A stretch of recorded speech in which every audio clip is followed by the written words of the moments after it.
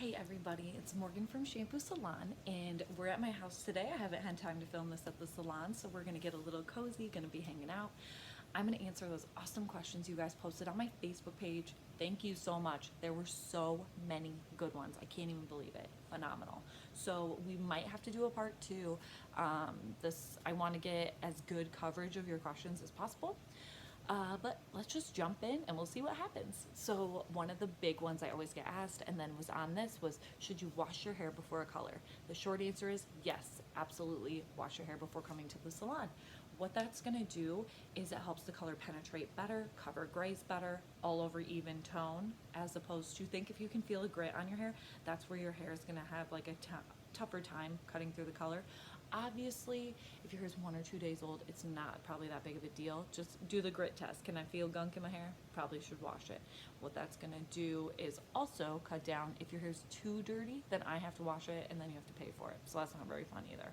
So just think, don't come in saying, I haven't washed my hair for a week and want a color. If you're getting a haircut, doesn't matter, I'm washing it anyways, so come on in. But for a color, definitely wash it before. For an updo, I get that question a lot too. Should I wash my hair before an updo?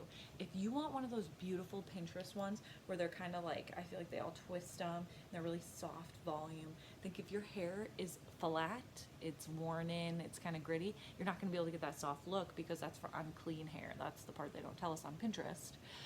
So definitely wash your hair the night before if you're looking for one of those looks. For me, I never want it more than 1 day dirty for an updo, but that's my preference. There's no right or wrong, but it's hard to create volume if hair is already flat and dirty. So, coconut oil on hair. Are we still doing this? That was a big question. I, in beauty school and in my first couple years in the salon, we all thought this was super healthy. We should do it. Let's go buy it at the grocery store raw. It's great. Don't do it. What we found out now, science has told us, is it can over-proteinize your hair. It can put too much protein, help your hair hold on to protein that it doesn't need. And then it also creates like a filmy layer over your hair. So then think when you're putting a flat iron or a curling iron or something over it, you're literally cooking your hair in coconut oil.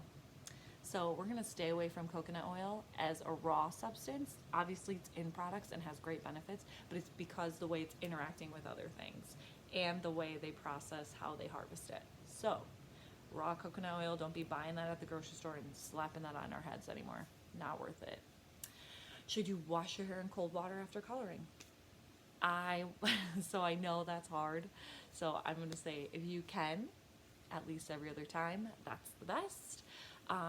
Think of cold water and warm water. So if you have your hair strand, and this is your cuticle, and it's laying down over your hair strand, and you use warm water, what it does kind of like softens and opens it up. And then if you are washing with shampoo, then it's going to kind of wash that color out slowly. But cold water keeps that cuticle locked, and then it's not going to be able to like pull that color out as fast. So it's not the end of the world. I know we live in Iowa, it's cold in winter, but think even if just every couple times you can do a little cooler, just drop it down a little bit. It also helps our scalps, especially in times where the weather is so fluxing. I feel like we've seen every season recently. So think less dry skin, less dry hair, more longer lasting color. But I know we're in Iowa, I'm a realist. Do what you gotta do. I got asked a really good question. I get asked this a lot and someone wrote it and I'm so glad because I wouldn't have thought of this. If you pluck your gray hairs, do more gray hairs come? No, they don't. What happens when you pluck a hair is if it's like this is the follicle and your hair's in there and you pull one out, one follicle to one hair. So it's not magically gonna have 3 more coming out of there. It can't do that. So what gray hair is it's basically your hair has decided that the melanin is hard to produce as you get older. Some people get it earlier, some people get it later. And so it's just your hair not producing melanin. It's not because you're plucking. I don't recommend plucking. Please don't pluck your hair if you don't have to. But I get some of you do that. It's not the end of the world. But if you're plucking, you will not have more gray hairs out of that one hole. So that was a good question. All right, we're gonna do one more question because we're almost at 5 minutes and I wanna keep this video nice and short for you. So someone asked me if I keep my hair trimmed on a regular basis, will it grow faster? So the shortest answer to this is no. But What happens when you get regular trims is you're having less breakage on your ends, so your ends aren't as worn, and so it's keeping them firm, it's keeping that hair, whatever haircut you have. I have a shag, so mine's a little softer, textury through, but like some people like it thicker on the ends. So what that's gonna do is keep the shape of your hair intact, and then you're not gonna feel like your hair kind of hits a plateau. Like I get a lot of girls that are like, it'll stop growing like right here, but they're also only getting trimmed once or twice a year, so it's just breaking off.